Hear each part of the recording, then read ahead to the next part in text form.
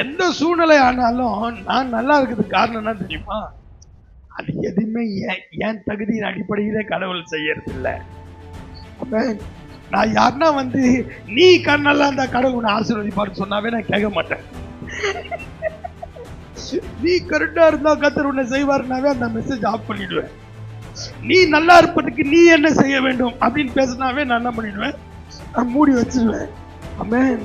யாருன்னா ஆமா, கர்த்தர் உன்னை ஆசீர்வதிப்பாரு, கர்த்தர் உன்னை உயர்த்துவாரு, கர்த்தர் நீ எவ்வளவு மோசமா போனாலும் உன்னை தூக்கி கொண்டு வருவாரு அப்படின்னு பேசினாவே நான் அது நிறைய கேட்பேன். ஏன்னா அதுல மேன்மை என்கிட்ட இல்ல, அதுல மேன்மை அவர்கிட்ட இருக்கு. ஆமென்.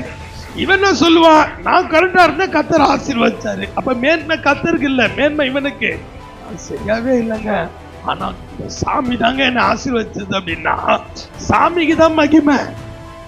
ஹல்லேலூயா, பிரைஸ் தி லார்ட்.